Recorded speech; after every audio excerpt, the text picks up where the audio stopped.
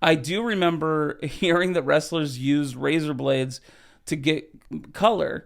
And so I took a Bic shaver. And I was like trying, like in the living room, I was like trying that, and I couldn't. I was like, it's not working. I was so stupid. I was just completely. I'm looking in the mirror. I'm like, why isn't this? And I'm just like, I want to cut myself. I want to bleed. Sweet Derek, are we live? We are live, coming to you from Las Vegas, Nevada. This is the Naturals Pod. Are we recording right now? Like, we are, but I'm like, this might end up in a little bit. You never know. I was about to say we are going to officially get this started because clearly we don't have a problem talking to one another. But pretty much all you're gonna do real quick is he claps because it syncs the audio, and then we can start spitting. Yes. And see how this goes. I feel like we need to stop explaining that to people and just let it happen. And so they'll be like, "Why the fuck did he just clap into the mic?" It'd be funny. Throw him off. It's a little producer trick. yeah. For editing purposes only. That would have been great if I didn't know what was going on. That's what I'm saying, man. I fucked up. Okay, in the beginning, I guarantee you, I wouldn't have said anything. I would have just been like, "Oh shit, is that like some sort of weird tick he's got?" That's the sign. Get him. Right. Welcome to this episode of the Naturals Pod. As always, I'm Uncle Kyle, seated on the other end of the couch. My partner in wartime consigliere, Sweet Derek, the producer. What up, Natties? Today, we have a very special guest. If you get the chance to see this man on stage, do not miss out. He is the winner of the coveted Kill Tony Golden Ticket. Welcome to the show, comedian Todd Royce. What's up, guys? Thanks for having us. What's up, man? We're excited, dude. Very excited to have you on. Sweet Derek is a massive Kill Tony fan, so he may look calm on the outside, but he's freaking out right now. Yeah, man. Huge fan of Kill Tony. We also saw your set when you opened up for William Montgomery, which for the Kill Tony fans, huge fans of William Montgomery. You crushed it. Loved your set. That was fun, man. That was a fun show because also Casey Rocket was there. Yep. Casey Rocket also low-key and Austin that legend. old man in the crowd just would not crack. He would not smile about anything, and I'm like, why are you here, buddy? This is a comedy show. Like, the whole point. What old man was it? So there was a guy when William Montgomery was on, and it was an older guy that clearly came with his son, and like the old man just wasn't laughing at anything, and William was just losing his mind. And he laughed for no one. Like, I panned by and saw him multiple times laughing for no one, and I'm like, oh, you're laughing for no one. So. That's my favorite. I love that when people are just like, I don't know what goes through their head where they just go like, I'm gonna go to a comedy show, but god damn it, I am not laughing. They will not make me laugh. Yeah. You got to earn this $10 and you won't. Or right. You don't get your money back if you don't laugh. You know. Do you hone in on those people? Do you feel like you gotta try harder to like, I'm gonna make you laugh? It depends. I mean, like if I can tell that they're just being an asshole, then whatever. But like if I see someone that just seems like the other night at the LA Comedy Club, there was this couple that was sitting off to the side of the stage, and I noticed right away that they weren't laughing at anything. And then every other comic that went up said the exact same thing. They were like, "Did you see that couple out there?" And so at some point we just go, well, it's not us. It's like everybody else is having fun. It's just these two morons, and I don't know what was going on. I don't know if they were too drunk. It's Vegas, so they could have been super drunk. They could have been super high. Maybe they just didn't like our humor. They were just vibing. They're just wasn't even that. They were just sitting there like. That's so weird to me that people could be that. So way. I know you're not a lifelong Las Vegan, but let me tell you, you're sitting next to two, and it's a sport to just walk around the strip in and out of casinos. 2 to 3 a.m. and we play a little game called Dead Body or Not Dead Body. When you just see somebody just on a random piece of casino furniture. Oh, God. I've already seen so many people just napping at the sports books after hours. Yep. Which I always think like if I was homeless, Vegas would be the perfect place to be homeless because you're just going to go into any of these places 24/7. And sleep until they kick you out, and then you just walk next door. Yeah. That's my plan for if comedy doesn't work out. If comedy doesn't work out for me, my plan is to be a homeless person here in Vegas. Yeah. So you're originally from Washington, right? Sadly, yes. Okay, and like, so just out of curiosity, what made you choose Vegas? Like, did you have a specific reason why you came here? What brought you to Vegas? I was always obsessed with Vegas. I loved it. I was going to move here. My wife and I were going to move here about 15 years ago, and our plan was to get a place at the Siegel Suites. Okay. Because we were like, hey, this will be nice. $800 a month, everything included. What could go wrong? It is only up from the Siegel Suites, people. Siegel Suites, budget suites. You're starting there and nowhere but up.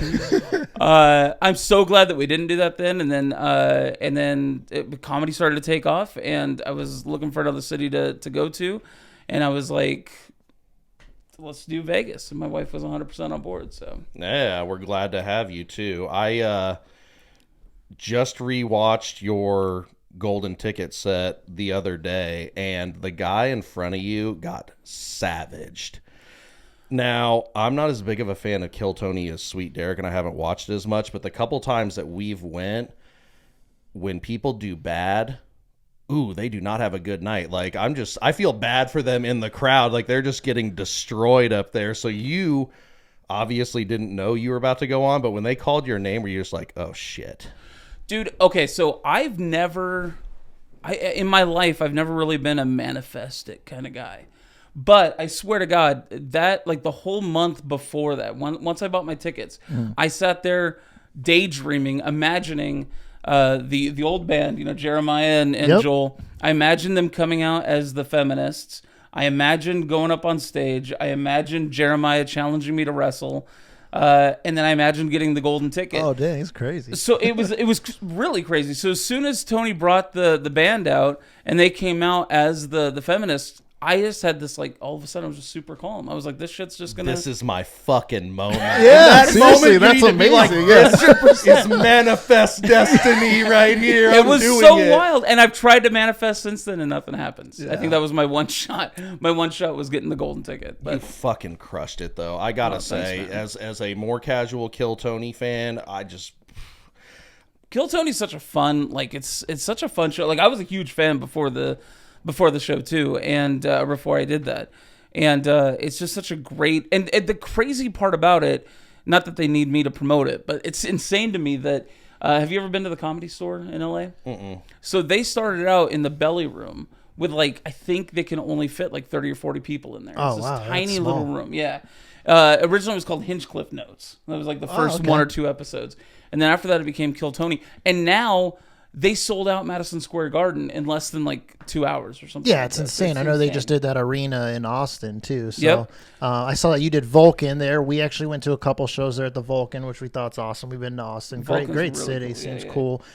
Haven't got a chance to check out the Comedy Mothership yet, Rogan's Club, but I can't wait. In May, I have a tour. I'm doing a bunch of stuff in Texas and Mississippi and all that stuff, but I keep my Mondays off because I'm planning to go back and cash it in 3 weeks in a row. In May at the Mothership. So is that something you could talk about? Because that is something I was curious about. Is it literally whenever, so you could just be there every Monday and be like, bing, bing, bing, bing, bing, or do they want you to? No, like I don't know, because I've seen a lot of people, like Jared Nathan, when he comes down. Yep. He'll be on every week for a while. I am reaching out and just being like, hey, just so you know, I'm planning to be there for 3 weeks. With the New York City one, before I buy a flight, because if I get the chance to perform at Madison Square Garden, I'm gonna do it. Oh yeah, that would be legendary. Yeah. But I'm trying to reach out to Tony first to just be like, I'm sure that you're booking a wild show. I want to make sure before I buy a ticket to go to New York. So I don't know about that one yet, but yeah, I mean, for the most part, anytime I've ever Manifest that shit, Todd. Do you have any idea? I've been picturing it. I've thought about going through a flaming table on the show. I would do anything. Like a 3-mind thing right now, and we're gonna all connect and manifest. We need to hold this hands. shit. Absolutely, right? Quick hum. There we go. Manifest Madison Square Garden. MSG. Billy Joel, Bruno Sammartino. That's hilarious. Oh shit! It's gonna happen. It's happening now. Yeah. So that'd be great.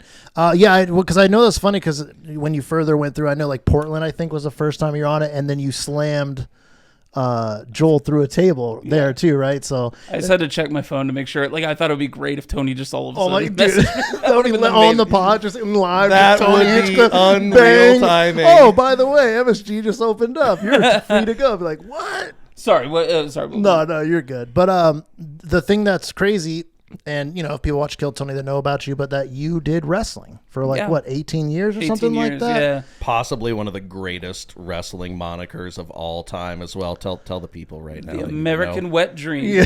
Yeah. That actually came because when I was in training, I couldn't throw a good punch. So I don't know if you guys know anything about pro wrestling.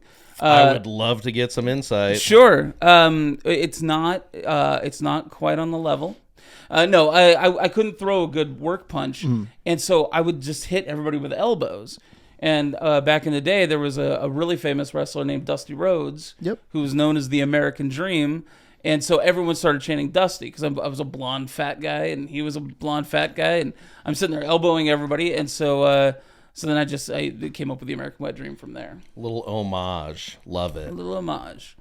But yeah, actually, the coolest thing was my last wrestling match took place after the Kill Tony Golden Ticket, but I decided at that point that I was just going to do stand-up. Because for a while, I was kind of doing both as much as I possibly could, because as soon as I started doing stand-up, I got booked to do a TV show for wrestling. Oh. So it's kind of like going back and forth between the two.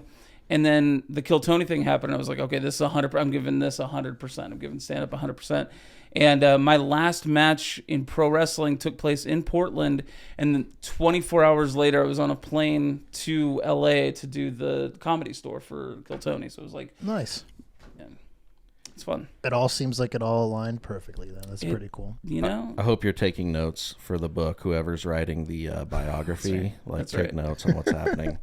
So, with the wrestling, did you start out doing like the backyard wrestling? Because when I think of wrestling, it always takes me to that episode of True Life. You remember when they had yeah. I'm a backyard wrestler, and when I was a kid, I was like, that looks amazing. Like, where can I find 8 dirty mattresses to stack in a pattern so we can throw one another off the wall and cut ourselves with razor blades to get a little, extra. So I did have a group of friends that we did backyard wrestling with. Amazing. But it was such like it was. I feel bad calling it backside wrestling, backside wrestling. It was more backdoor wrestling. This was the most pussified wrestling. It was first off, it was mostly in the living room, so I don't even know if that counts. We did a couple things. I remember the craziest spot we did was I jumped from a pickup truck that was moving, but that was the wildest thing. I do remember hearing that wrestlers used razor blades to get color, and so I took a Bic shaver. And I was like trying, like in the living room, I was like trying that, and I couldn't. I was like, it's not working. I was so stupid. I was just completely. I'm looking in the mirror. I'm like, why isn't this? And I'm just like, I want to cut myself. I want to bleed. Your mom just walks by the bathroom on the way and be like, what the hell is he doing in there? Yeah, I mean this. By the way, just because it does sound like I was a kid. We were, I think, 20, 21. Like this still was a not, kid as far as I'm concerned. Well, I want to consider that the good old days. So did you just have like the classic pile of chair cushions and pillows for the mat? Pillows? Yeah. I had a friend who would always he always wanted to like do shit off of the top rope, which was the armchair of the couch. Fuck yeah, I gotta come off the top rope. Yeah. Oh, dude. It was. I mean, we almost knocked because we were living with my sister at the time, and actually we almost knocked over her ceiling fan or knocked down her ceiling fan.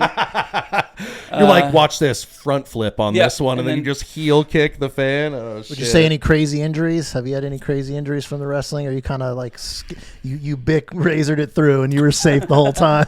Well, my left knee. I've always been saying my left knee. I'm gonna need to get a new knee because that's fucked. And it's weird because like I actually went to a doctor once and I was like, can you look at my knee? It's in a lot of pain. And he was like, well, of course. Look at how big you are. And I'm like, fuck off. That's not There's wear and tear and then there's injury. Yeah. Notice the fucking difference. And my thing is my right knee is fine. My left knee is like is fucked.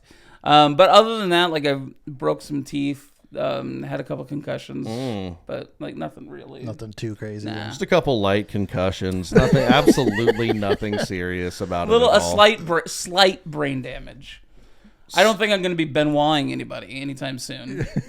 Probably. My wife should watch her act. But I mean, like, other than that, like, I'm fine. I don't have any kids that I know You're of. Do you say Benoit? Benoit, yes. What is a Benoit? Oh, do you not know? I Do you know what a Benoit is? I mean, I'm a real Two casual noobs, yeah. wrestling Okay. fan. I knew Hulk Hogan when I was a kid. When you they know had what I mean? like Big Hulk Hogan fan, WWF nothing and crazy. WCW, like Sure. Mankind, Sting, that was like my Yeah. time of wrestling. But I will not claim to be like a huge fan and be very knowledgeable on it. And I would love to Sure. fucking know. Benoit sounds like a fucking donut. If So, I'm being honest. So. You know the match where Undertaker threw Mick Foley off the top of the cage. Yes. Okay. So, and you mentioned Hulk Hogan. So, like Yep. Hulk Hogan would rip his shirt Yep. off. Yes. Yep. Well, sort of like that, Chris Benoit was a wrestler from Canada who killed his wife and 8-year-old son.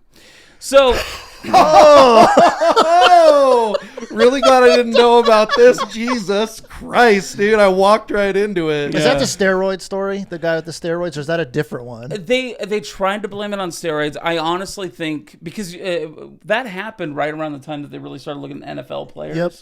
And the guy that was running it or one of the people that was running it was Chris Nowinski, who was also a pro wrestler. He was also a You're talking about the CTE Yep. thing? Yep. Yes. and so I know that they studied Benoit's brain after he died because he killed his family, then he killed himself. Yeah. And did you just snicker at that? No, I Okay. did not. That was a That call. was That would be really dark. That's hilarious. I mean, that was a shit. bad time clearing of the throat. He did hang himself on a Bowflex, but Jesus Christ. God, you're so morbid, Derek. Why would you laugh at that shit? I don't get it. It's not funny. I mean, no. He used his wrestling finishing hold to choke out his 8-year-old son. But if you think that's hilarious, that's you. If you think that's funny, I guess that's not my type of humor. I'm more of a Bill Cosby, not the stuff that Bill Cosby did on camera, on stage. Anyway, so Benoit. I don't want to talk about Bill Cosby. Let's talk about Chris Chocolate Benoit. cake covers all the food groups. Not I'm throwing a pill in your drink. Are you feeling sleepy? Exactly. You know? Right. Pudding. I don't even remember what I was talking about. Benoit.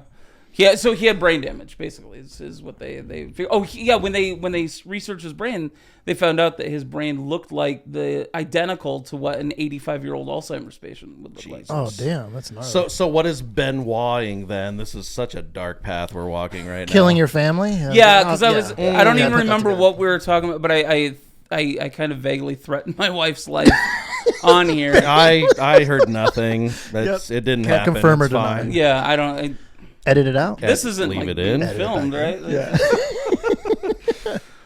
Okay, so have you watched that movie, The Iron Claw? I've heard that's Yes. been very well reviewed. I feel like a lot of that would be lost on me because admittedly not the hugest wrestling fan, but had big names in it. Zac Efron, Jeremy Allen White. He just won a Golden Globe, Emmy, whatever the fuck, one of those things. I heard it's an amazing movie. Yeah, I would love. Yeah. I gotta check it out. It is. It's weird because there'll probably be some spoilers in here, but most people that want to go see Spoiler alert right now. Yeah, most people who go see it will probably will already know the story anyway. But like the story is about Fritz von Erich and his sons, who all became pro wrestlers, and every one of his sons except for one died. A couple of them committed suicide. One of them, they didn't show this really in the movie. They talked about it, but one of them, when he was 8 years old, was electrocuted in the front yard. And I don't know why I laughed at that, but Tragic. Dark movie. And you maybe do it too, Jesus. And by the way, and their finishing move was the Iron Claw. That's my favorite part. That's why it's called the Iron Claw. Okay. But which, by the way, the Iron Claw, a very devastating move. I'm surprised we haven't seen. Is it that in an MMA. off the top rope joint? Like, are you like? No, it's a nerve. You grab someone by the head, like right at their temples, and then you just squeeze. Oh, Yeah. that sounds fucking intense. I've had it happen to me a couple times, and I got very erect. Zac Efron looks like a fucking gargoyle now, too, by the way, doesn't he? Compared to the sweet little baby boy he was. And not only that, but it's also weird because Kevin Von Erich, who is the guy that he's playing, was like the least ripped of all the brothers. Like he's just it's so weird Hollywood does that. There was going to be everyone looks like just shredded. It's like not everyone's that shredded and everything, but it's Hollywood for you. But like another thing Hollywood did with this movie, they covered the life and death of 3 of the 4 brothers that wrestled. There was actually 5 brothers that wrestled, but they didn't include the 5th one because they figured the story was just too sad if they included another brother. Yeah, and so I did read an article about that too. Yeah, so they just didn't even talk about this guy. This poor bastard. You got to get people through the movie. There are some movies that I've watched where by the end you're like, I'm sad. Oh my God. But my favorite part about it is that the director said one of the main reasons why is because his suicide was too similar to Carrie Von Erich's suicide. So I like how it's just he didn't make it because he wasn't creative enough. He just went outside and shot himself just like his brother Carrie. It's like fucking be creative with I fucking walked right into that one again. You did. Jesus. The only like wrestling movie I watched that I know was depressing on that was with Steve Carell, and it was The Real Wrestlers. Remember that? And you had like he was a billionaire, like a really rich guy, and he had him in his like barn. Remember? Yeah, and the guy killed him. DuPont ended up killing the DuPont. Yeah, you remember that weirdo. guy? Yeah, that guy was a super weirdo. Ready to Rumble? With Not the same David movie. Arquette. No. But I'm saying you've watched that one too, right? That's Ready to Rumble, Ready to David Rumble was Arquette. great. I remember that movie. But. What are your feelings on that? Because I feel like it's the perfect amount of cheese. They got Diamond Dallas Page in it. Yeah, I enjoyed it. I liked it. That was right Fucking before I love that started movie. wrestling. It was so cheesy. But I mean, a lot of times people take wrestling very, very seriously. Wrestling's always been campy and cheesy. It's a show. It's a soap opera. Yeah. It's all these things that you're both shouting out. It's, but yeah, I mean, it's goofy. It's like I don't know. It was the perfect movie for pro wrestling. Because it shouldn't be. I mean, Iron Claw should, I guess, be dramatic because it's dealing with a bunch of death. But I mean, Yeah. But by the way, real quick, just back to the Iron Claw for a second. My biggest problem with the movie is they did such a great job of recreating the Sportatorium, which was the arena in Dallas, Texas, where they did film. Okay, I'll see you later. Filming these matches. Some water. They did all these wrestlers that most people have never heard of. Buddy Jack Roberts, nobody would know him unless they were like a big time wrestling fan. They got a guy who looked exactly like him. All the brothers look at least similar. Zac Efron did a great job sounding like Kevin Von Erich, and then they brought in Ric Flair.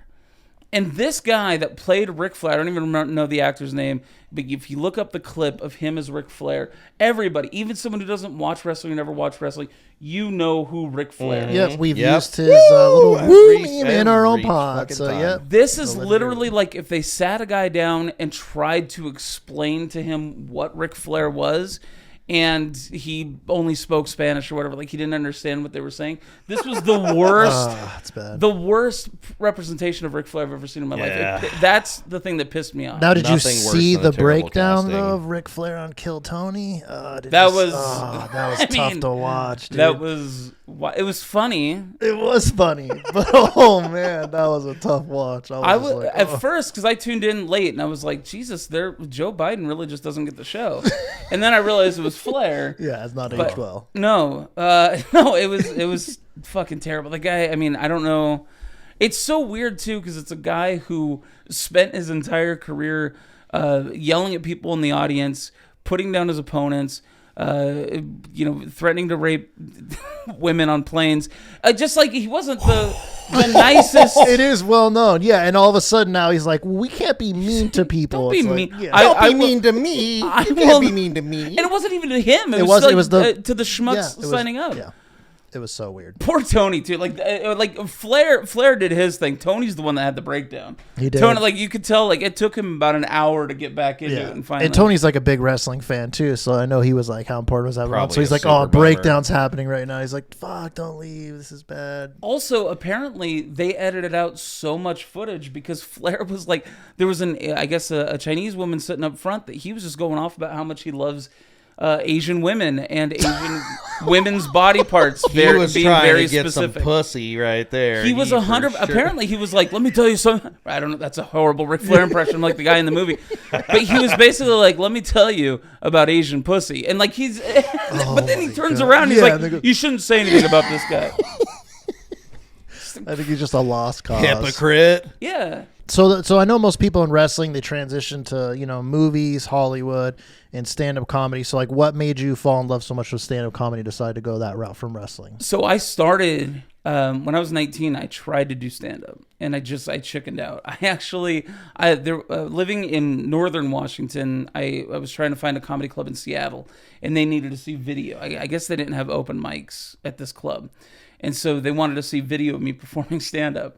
So I was like, shit, I gotta try to get on stage somewhere. So where I was living, there was only one place that I knew of that had any sort of live entertainment. It was this restaurant, a French restaurant, and they had music. So I called them up and I said, hey, I'm a comedian in town. Can I come up and do 15 minutes? Next time you're Making an opportunity for yourself. Yeah. Love it. And they were like, absolutely, come on down. And so I show up at this restaurant, which, by the way, I had nothing prepared. Like, I didn't know anything about stand-up. And you're like 15 minutes. That's so long. I'm doing oh my God. I've thought about that now, and I'm like, Tell me you didn't go with a school shooter joke on that one, Enjoy your escargot, by the way. well, hey, just so you know, this was before school shootings were a thing. This was God for that. Well, I mean, it depends on what, if you like writing school shooting jokes, it's kind of detrimental to your career if there's no school shootings. But I was trying to figure out the entire ride there. I was like, what am I going to talk about? I have no idea, but whatever. And then I got there and I saw the stage, I saw the audience, and I was just like, no, I'm out, and I left. Yeah, I know. It's such Insta quit on the story. I can't even blame you for that shit. Yeah. That's intense. I put my name in the bucket the second time we went. You did? To watch Kill Tony live, and part of me was sitting there like, kind of hope this doesn't happen. Like, fuck, to get up there and just get savaged. Oh, in front of my best buddy who's a huge fan of this show. But it would also be great. The bombings are also a part of the show. Oh, for Makes it sure. so That's- great. Fuck that, dude. I'd rather be a mediocre footnote than bomb. Like the fucking drum guy. I'll never forget I that. The drum guy? So there was one on like the Theo Von episode, and you know how they do the Mexican drum off? Yeah. And the guy was super drunk, bombs on stage. He's like, I can play the drums. And he had no idea. I don't even know. It wasn't playing the drums. And it was just like the double whammy of fail. You failed at the stand up, and then his life, you could see like his life soul leave his just body. leaving his body like, as I he's fucked poorly up. drumming. And I'm just like, man, bad night for you, champ. Like, ooh. I love it. But I know what you mean about the bombing, because I had a friend who just went on Kill Tony, and they post them 2 weeks after it happens. Yep.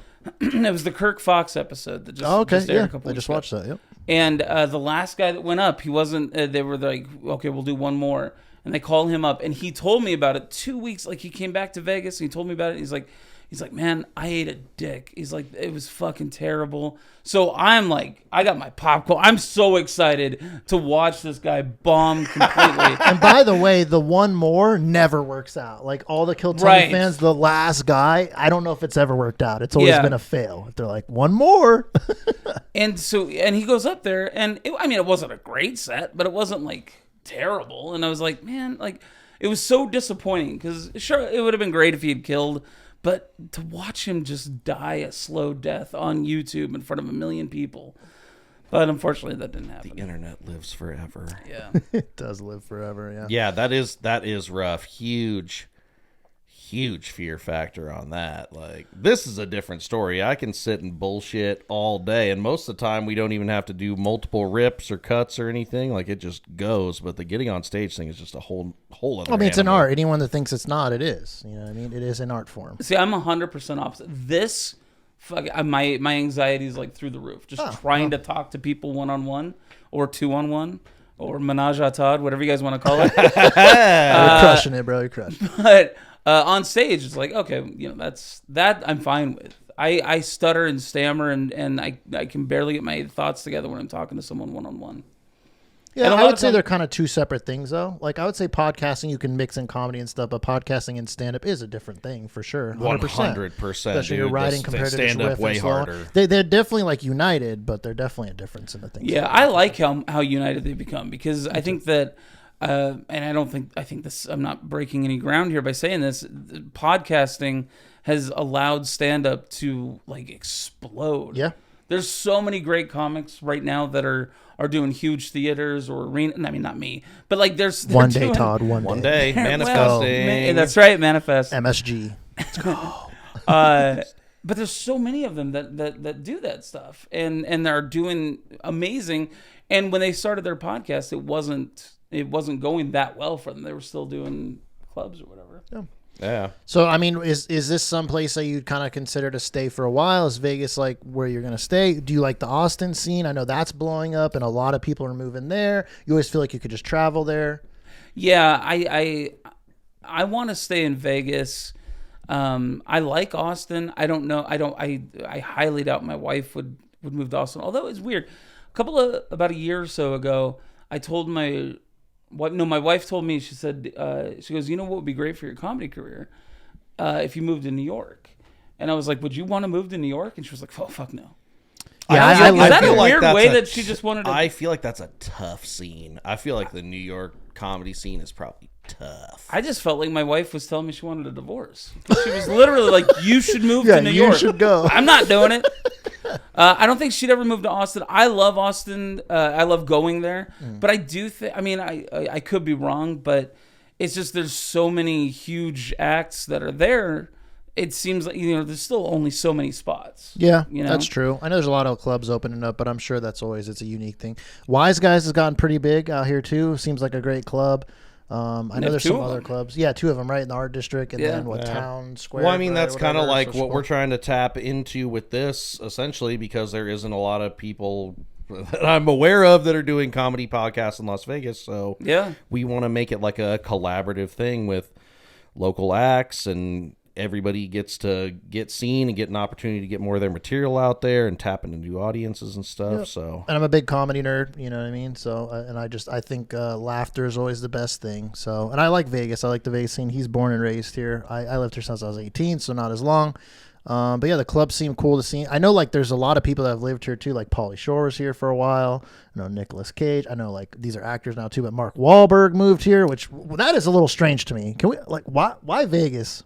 Well, Does anyone know why? have you heard about what he's planning to do here? No. He's looking for lots of land to open up a studio. He wants to open up basically I Hollywood. have heard of that as well. Hollywood 2, basically. Oh shit! So they're actually start like producing movies out of here and stuff. Yeah. That would be kind of crazy. They're, That'd be I good. think they're focusing on Summerlin. Like they have an area there in Summerlin they want to do it. That is that would be a fucking nightmare scenario for me because I work in construction. I'm an electrician.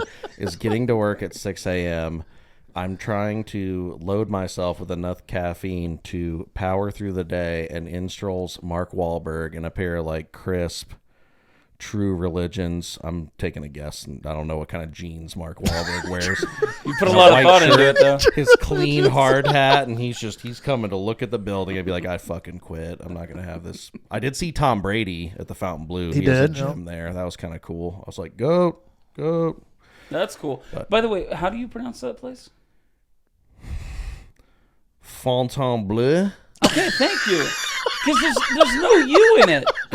There's no U. Because they say Fountain Blue, But right? Yeah, we're there's ignorant American pigs with no culture, and we say Fountain Blue, not Fontainebleau. Fontainebleau. That's how I prefer that. Which I heard is failing, by the way. They're just like going through executives, and it's not doing well. But Yeah, well, I mean, it's they only had 20 years to get their shit together. yeah, Here's the thing. That property is in a terrible spot. There's a ton of homeless people who literally just set fires. Probably more. I haven't checked the fire updates in that area recently, but probably now more than ever with that as cold as it's been.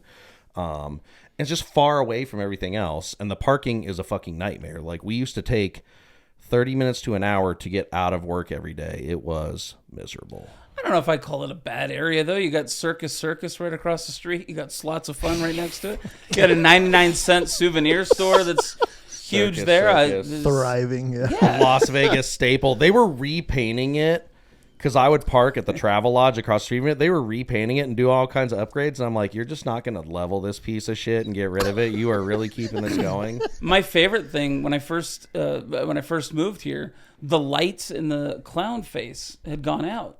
So the whole thing would be lit up, and then it was just dark here. And I was like, they finally figured out the one way to make that clown even more offensive: blackface, because that's 100%. That's what happened.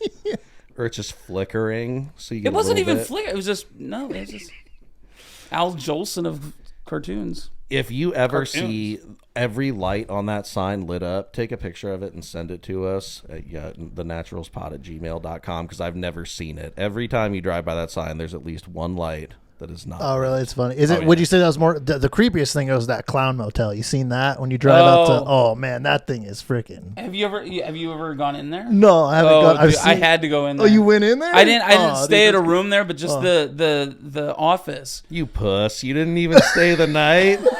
Did you? I probably wouldn't either. So, you've seen the clown? I've motel, seen though, it. right? Well, because Yeah, it's they made like a creepy. Call of Duty level that looked like it, right? Really? That was a clown. Well, motel. did I like swear to Ghost God. Hunter Zach, whatever, who lives out here, did an episode on there too, what a right, or whatever. douche. I know I played poker with him. He was funny. He was with a chick and just showing off while he was just shoving blind every time. Hilarious. I'm a poker player, so that was. Does the Call of Duty, does it include the cemetery right next to it?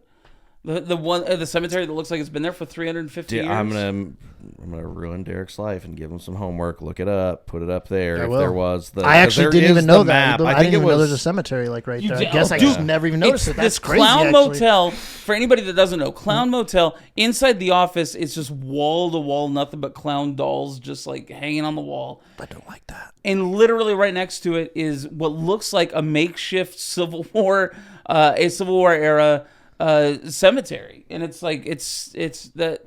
That's a creepy as cozy shit. night's sleep waiting for you. Oh. $18.99 a night, no Yeah. bed bugs. Yeah. But it's in the bustling town of Tonopah, so if something happened, like obviously nobody Yeah. would know about it for months. Nevada is filled with garbage. You have Reno and Las Vegas and just all kinds of strange places that are borderline hills have eyes in between. Yeah, I would say that. But I do miss Tahoe because I grew up in Carson City, Nevada, up north. Lake Tahoe, prime. I don't know if you've been there. Haven't? You should make your way out there. It's amazing. Did you say that you play poker? I do. Do you see? I want to learn how to play poker, but the only way to learn how to play poker is to play with people who want to take your money because they know that you're not a good player. I mean, yes and no. I would say if you get surrounded by people that play, like I could help you out, or like you could play. The beauty is you could play smaller stakes online and stuff, and you're not spending hundreds of dollars to learn. You can spend pennies and dollars. You know? But also people do like ultra dumb shit when you play the super low stakes. But my man's here. I is played for a wealth living of for a poker while, for knowledge. years. So Like if for you years, want like I've somebody to played in the help World you, Series. I played the main event. Like I've done all that. He's So, your guy. Yeah. I'd 100%. love to talk about that. Hell yeah, man. I just got invited to play a poker tournament a couple of days ago, and I was like, yeah, absolutely, this will be my chance. I'll get a chance to learn different comics. We're going to be there and everything like that. And then I got home, and my mom, Jesus, my wife. First you were potentially getting murdered, and now you're mommy. Okay, just so we're keeping track of things. Just if Rachel's watching this, if I ever invite you to the Clown Motel, don't go. That's the CTE kicking it. No, my wife is not like the overbearing. She doesn't tell me what to do and stuff like that. But I came home and I was like, I'm gonna play in this poker tournament. She was like, oh, for free? And I was like, well, no, it's $200. And she's like, you're not fucking playing. You can learn cheaper, but yeah, I wouldn't say don't go play the cash games because yeah, you'll get wrecked. But there's ways to learn where it's not so heavy on the wallet and it's fun. But didn't you do something for blackjack recently? That was kind of cool, right? That was really cool. It's Backstage Games. They're this company. They work with Shaquille O'Neal and all these other big celebrities, not just me. And they do this. Shout out to Dr. Love and this huge celebrity right here, Todd Royce. Boom. It's a cool thing. You can play online, but then every once in a while they'll have like a live stream. And so I was there for an hour with Butch Bradley, who is a great comic. I don't know if you guys have ever seen his show. It's 10 o'clock almost every night. He's in Israel right now, but he's 10 o'clock every night at the Strat. That's a dangerous place to be, right? That Yeah, I is. don't know That who. is. That's I kinda don't know who booked that. Stay safe, Yeah, seriously. Butch, yeah. for real. Yeah, Hopefully he's all from right. from the Vegas Strip to the Gaza Strip. But he's the host of it, and I think they're gonna try to build a studio here in Vegas, and then just have a bunch of that type of stuff going on. Nice. Very cool. So you were actually playing blackjack? I was actually dealing the games. I don't know. Oh. This is dealing because you're pulling the thing. From he was the- punishing people. Yeah, He I was the gonna say, how Punisher, many dude. fucking whammies were you throwing out there, old Toddy Poo? Were you giving out some fucking winners, or were you just like, nope? That's what we're used to. I was 100% cheering against people. If I heard that, like, when I won the blackjack, I was like, "Fuck yeah, Yeah, suck it. I was looking to beat everybody." You weren't even stonewalling the punishment. You were reveling in it, dude. I don't fucking have love that. I don't have a lot going on in my life, so if I can beat people at blackjack, I'm gonna fucking celebrate it. God, I love that energy. It's so good. It's awesome. So good. All right. Well, I would say that's a solid episode. Yeah. You know, take us Once away, again, pal. Crush it. Thanks for coming on, Todd. You are Huge honor, man. We big fan. fucking hilarious. When we saw that set, you can ask him. I'm not bullshitting you. I turned to him and I was like, we have to have him on the pod. So we're so glad that we have been able to manifest that and get you here. Is there anything that you want to plug? I know that you have, believe it or not, we got some fans across the country, and I know that you travel and do shows and stuff. So if you want to throw some things up there, do it. Yeah, absolutely. I got. When is this gonna air? So not A week from Monday. A week from Monday. So Okay. it'll be the 29th. Okay. Yep, I think. 29th. Yep, nailed it. 29th. Boom. So in Los Angeles, I'll be there February 17th.